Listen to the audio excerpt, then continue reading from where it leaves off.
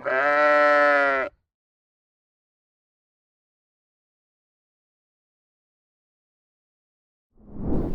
Adha itu salah satu id bagi umat Islam yang diambil kisah dari kisah Nabi Ibrahim dan Ismail. Ya, pemahaman secara umum Idul Adha adalah suatu hari raya, salah satu dari 2 hari raya besar orang Islam. Idul Adha adalah suatu peringatan, yaitu hari ketika Hadrat Ismail dikorbankan. Menurut saya Idul Adha itu merupakan suatu gambaran ya, pengorbanan kisah seorang ayah yang hendak menyembelih anaknya atas perintah Allah Ta'ala. Idul Adha. Assalamualaikum warahmatullahi wabarakatuh. Saya pada kesempatan ini ingin menjelaskan masalah yang berkaitan dengan Idul Adha. Kata Idul Adha itu ada 2, yang pertama adalah Id, yang kedua adalah Al-Adha. Id artinya adalah kembali dari kalimat ada yu'idu idan, atau dari wa'ada yu'idu idan, artinya adalah kembali. Sedangkan kalimat adha itu adalah diambil dari bahasa Arab terdahulu, bahasa Arab kuno, dari kata udhiya, adha, yang artinya adalah mengorbankan atau berkorban. Jadi mengorbankan sesuatu yang sangat dicintai, sesuatu yang sangat dipegang, itu kata adha. Nah, Idul Adha ini sebenarnya memiliki beberapa nama. Yang pertama disebut Idul Nahar. Idul Nahar ini adalah hari di mana penyembelihan hewan dijadikan sebuah syariat. Kemudian juga ada disebut dengan Idul Kurban. Nah, Idul Kurban ini adalah id yang dari kalimat kurban itu dari kalimat qorib, artinya dekat.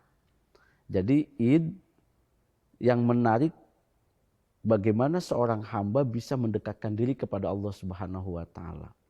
Dan dalam bahasa Indonesia Idul Adha itu disebut hari raya haji. Kenapa? Karena hari raya ini dibatasi waktunya, berbeda dengan Idul Fitri. Kalau Idul Fitri itu terserah tanggal berapa, bulan berapa, tahun berapa. Tetapi Idul Adha ini adalah id yang ditentukan waktunya, yaitu tanggal 10 Dzulhijjah. Yaitu pada waktu kaum muslimin yang melaksanakan ibadah haji berkumpul di padang Arafah. Nah, makanya bagi orang-orang yang tidak haji, yaitu melaksanakan Idul Kurban atau Idul Adha, yaitu penyembelihan hewan atau berkorban.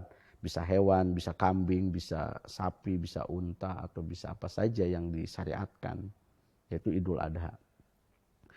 Adapun historinya, sejarahnya Idul Adha ini adalah Nabi Ibrahim alaihissalatu wassalam.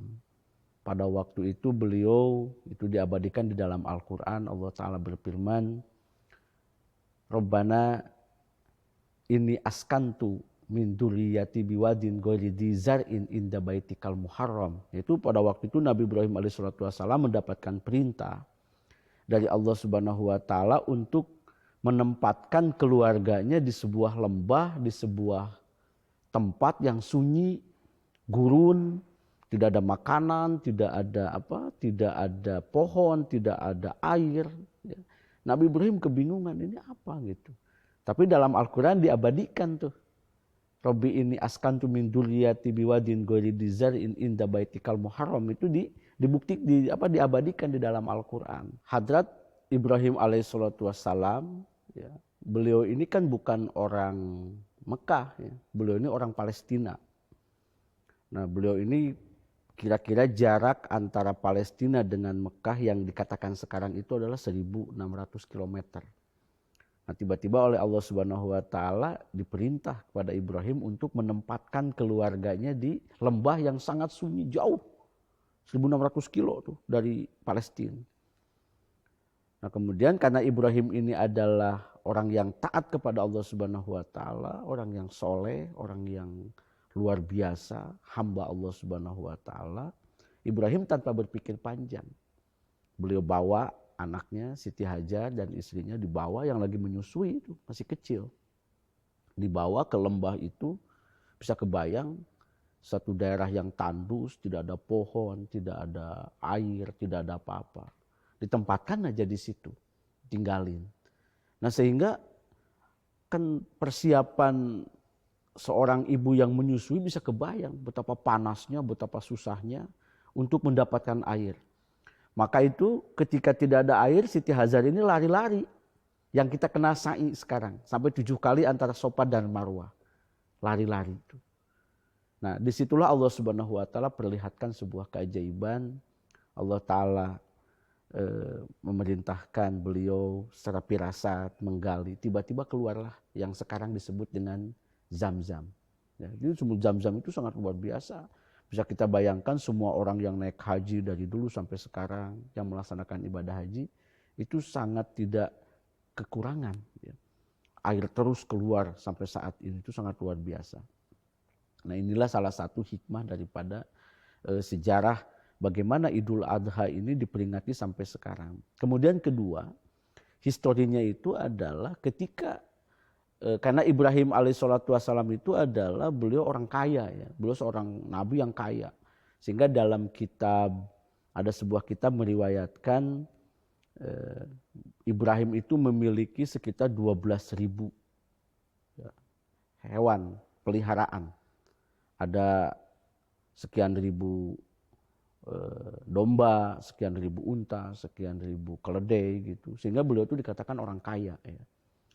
Nah, ketika ada beliau melakukan ini, beliau ditanya ya, diuji lah gitu. Allah Subhanahu wa taala beri gelar beliau namanya Khalilullah. Ibrahim ini diberi gelar namanya Khalilullah. Nah, para malaikat bertanya, ya Allah, kenapa Ibrahim ini diberi nama Khalilullah, kekasih Allah? Padahal dia kan orang kaya gitu. Dia itu hari-hari mengurus binatang, hari-hari mengurus ternaknya segala macam. Kata Allah Subhanahu wa taala, coba saja uji. Dia itu adalah orang yang soleh, orang yang taat, orang yang hebat ya pada Allah Subhanahu wa taala. Nah, inilah yang menjadi titik tolak ujian itu ada. Sehingga para malaikat setelah diberitahu oleh Allah Subhanahu wa taala coba menguji gitu. Menguji datang kepada Ibrahim. Wahai Ibrahim, ini ternak-ternak ini punya siapa? Kata Ibrahim, ini punya Allah Subhanahu wa taala, hanya sementara dititipkan kepada saya. Ya kalau sekiranya Allah mau mengambil gitu, mau mengambil ternak ini, ya saya serahkan semuanya kepada Allah.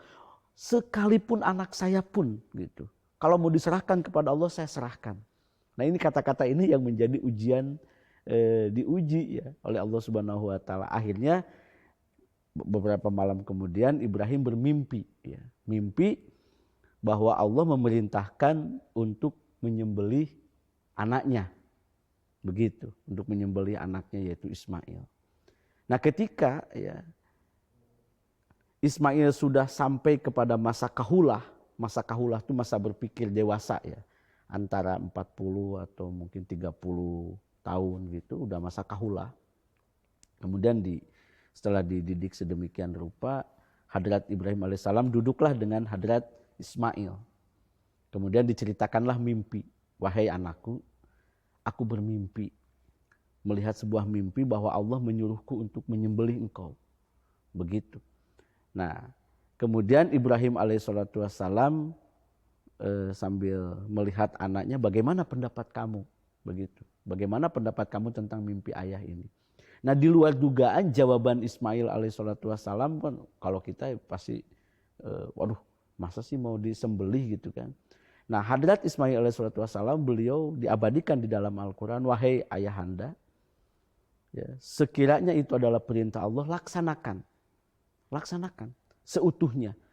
Dan doakan saya, mudah-mudahan saya ini menjadi anak yang soleh. artinya anak yang menerima keputusan Allah Subhanahu wa taala. Ya udah kalau begitu, mari kita pergi ke satu tempat ya.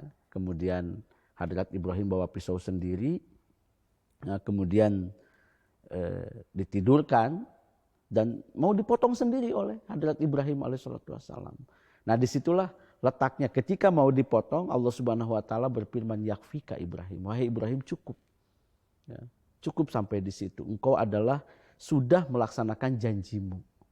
Jadi Hadrat Ibrahim alaihissalam mengangkat lagi pedangnya. Kemudian ada dua riwayat di sini. Pertama ada riwayat katanya datang malaikat yang bersayap begitu, bawa gibas ya, zibhin azim. Gibas itu adalah domba besar yang bertanduk bagus, begitu sehat itu. Dibawa, ini katanya ganti pakai ini, gitu. Jangan diteruskan, ganti pakai kambing. Nah, ada satu riwayat juga mengatakan bahwa Nabi Ibrahim disuruh memilih binatangnya yang dia punya, yang terbaik. Nah, karena dia kan punya 12.000 ekor, gitu kan. Jadi disuruh memilih, diambillah yang terbaik, yang gibas jibhin azim atau sembelihan mulia ini. Nah, dipotonglah. Nah, inilah yang menjadi syariat yang pada sampai hari ini Idul Adha itu disebut Idul Nahar, disebut Idul Kurban. Nah, itu udah dari situ mulainya. Jadi karena adanya perintah dari Allah Subhanahu wa taala yang dilaksanakan tanpa syarat, tanpa bertanya, dilaksanakan secara baik oleh Hadrat Ibrahim alaihissalatu wassalam. Nah, begitu. Inilah barangkali sejarah atau histori yang paling mendasar bagaimana Idul Kurban itu bisa dilaksanakan sampai sekarang, begitu.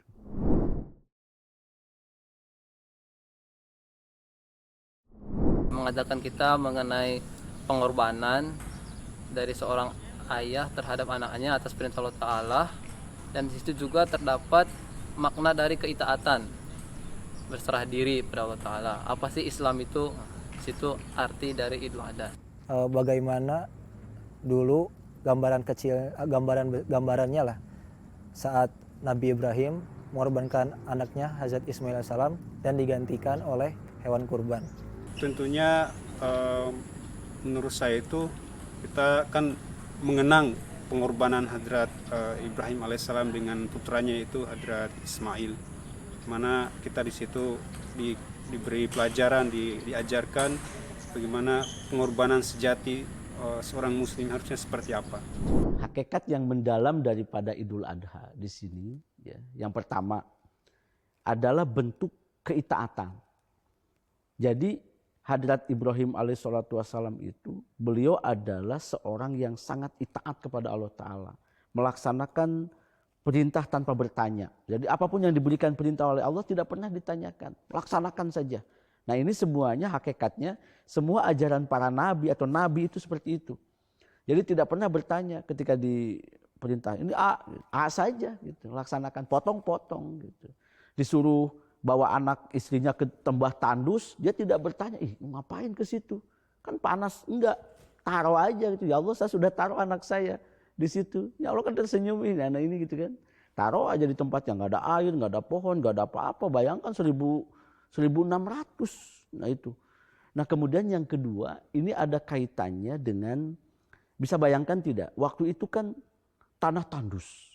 Nah ini doa Ibrahim tuh, di sini sangat jelas bahwa Nabi Ibrahim berdoa kepada Allah Subhanahu wa taala, ya.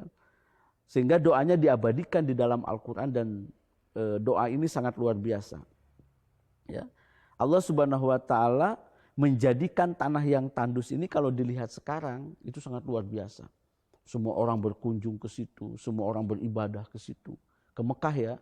Dan 24 jam manusia mengelilingi Ka'bah tanpa henti. Ini kalau tidak ada corona itu tidak ada yang namanya sepi di Mekah Al-Mukarramah ini.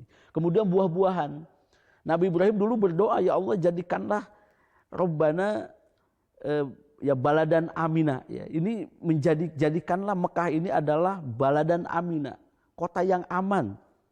Kemudian warzuk ahlahu minas samarat, dan berikanlah rizki dan buah-buahan. Kalau Anda ke sana, buah apa saja ada di sana. buah kurma, buah yang tidak pernah ada, pohonnya tidak ada, tapi melimpah sekali buah-buahan di sana. Dan ini doa Nabi Ibrahim alaihissalam. Dan ini ada hubungannya, ternyata ini ada hubungan dengan baginda Rasulullah SAW. Jadi Allah Subhanahu wa Ta'ala mengisyaratkan bahwa akan datang seorang nabi besar dari keturunan Hadrat Ismail alaihi salatu wassalam.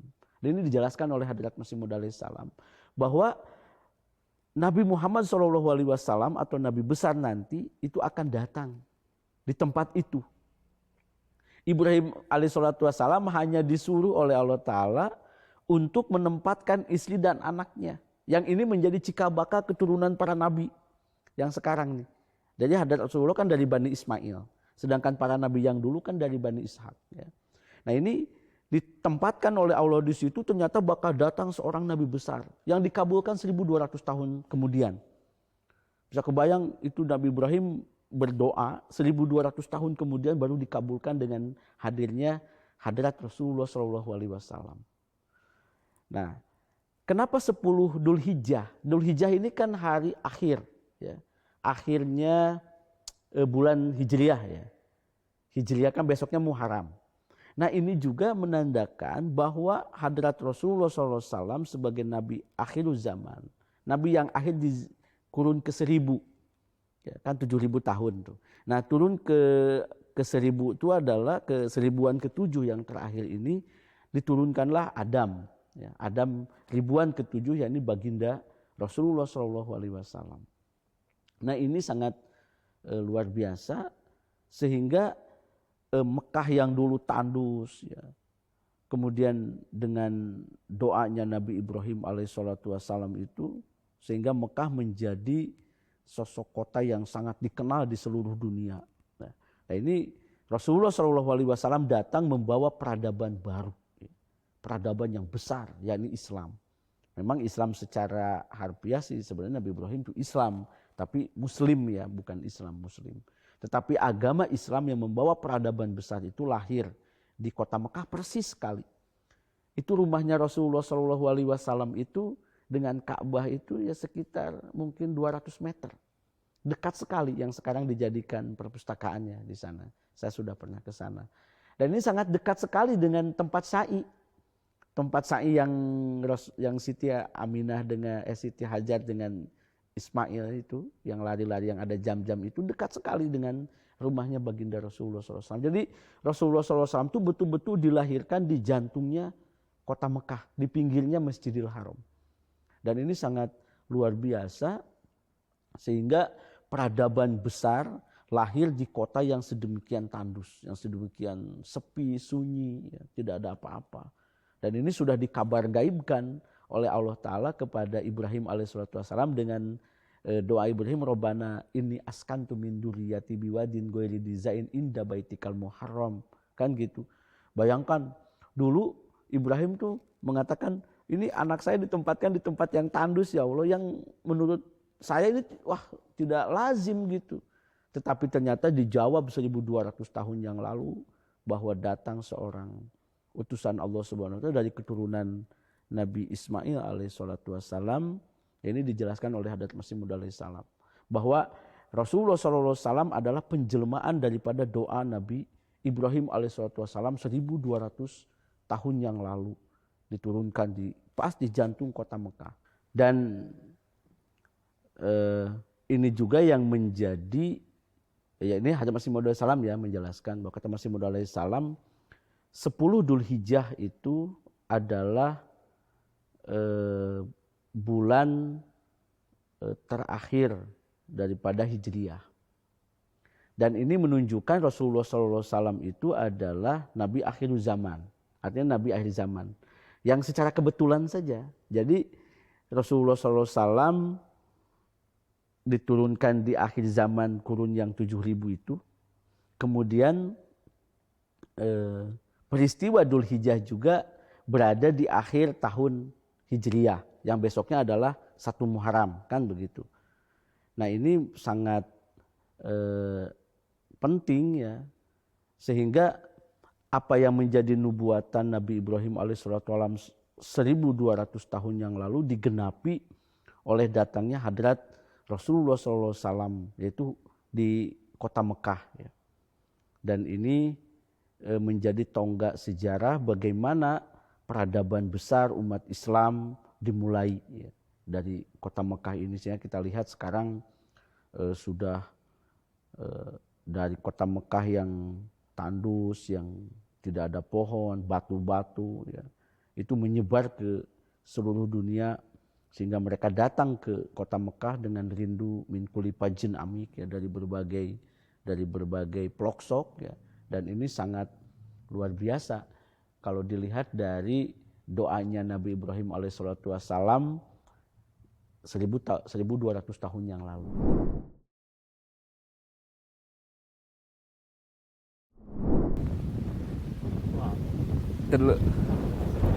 Idul Adha itu kalau di Jawa ada istilah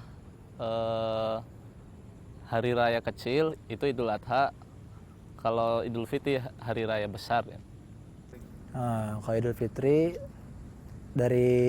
kalau dari segi bahasa ya, Idul Fitri artinya kita kembali suci. Kalau Idul Adha, kalau di Indonesia identik dengan suatu pengorbanan. Menurut saya hanya satu sih. Kalau untuk Idul Fitri sih menekankan untuk memotong hewan kurban, sementara Idul Adha itu menekankan sekali untuk menyembelih hewan kurban pada saat Idul Adhanya. Idul Adha itu dilaksanakan untuk memperingati pengorbanan Hadrat Ibrahim alaihissalam, dan Idul Fitri itu yang mana hari Idul Fitri diperingatkan setelah bulan suci Ramadan. Perbedaan Idul Adha sama Idul Fitri, pertama dari sisi nama beda ya. Kalau Idul Fitri itu kembali kepada fitrah, sesuai dengan kalimatnya, Id kembali, Fitri itu suci.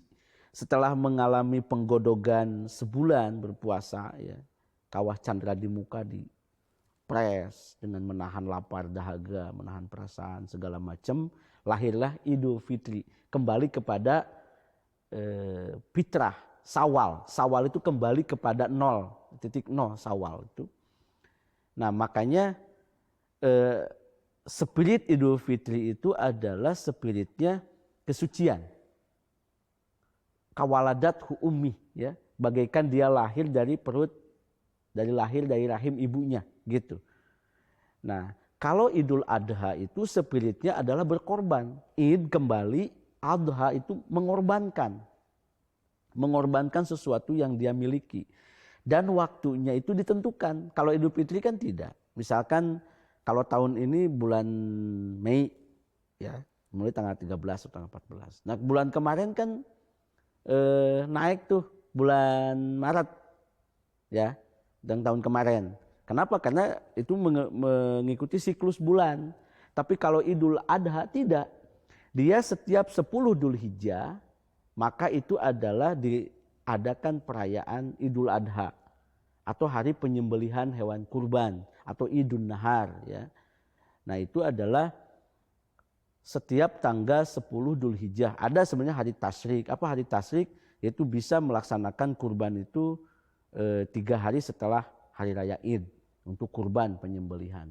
Nah, ini spiritnya adalah mengorbankan sesuatu yang sangat dicintai kalau Idul Adha. Makanya siapa saja yang punya kemampuan, dia memotong seekor kambing atau seekor sapi, ya, untuk disembelih dan dibagikan ke seluruh yang membutuhkan, ya, umat Islam yang hadir di satu tempat itu.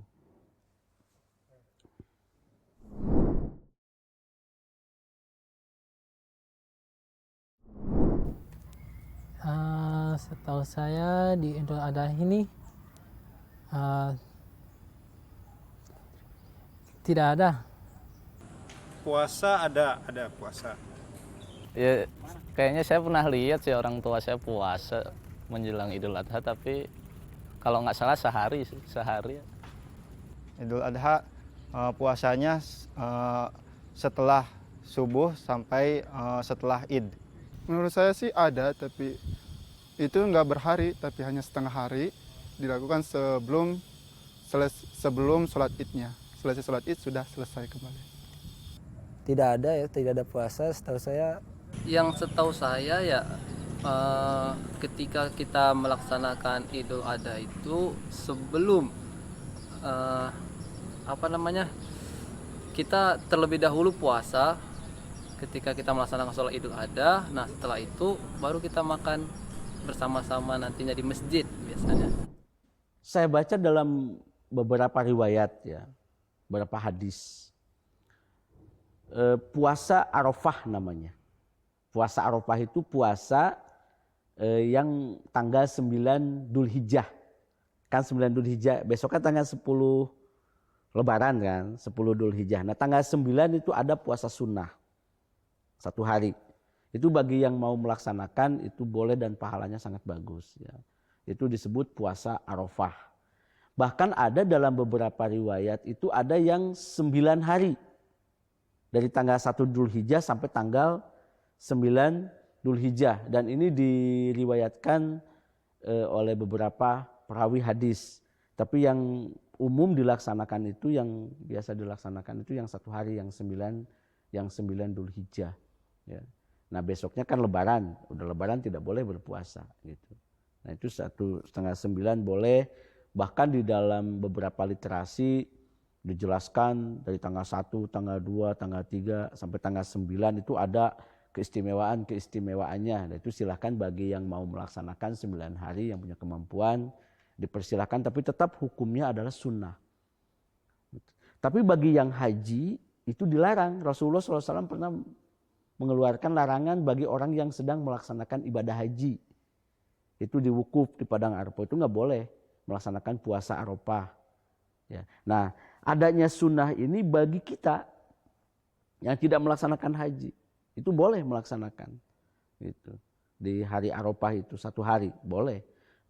Kalau ada yang punya kemampuan itu hadisnya perlu dipelajari lagi, itu ada sampai 9 hari. Ya, itu boleh dilaksanakan. Tapi yang umum itu dilaksanakan itu adalah 1 hari tanggal 9 Dzulhijjah. Itu saya baca literaturnya seperti itu.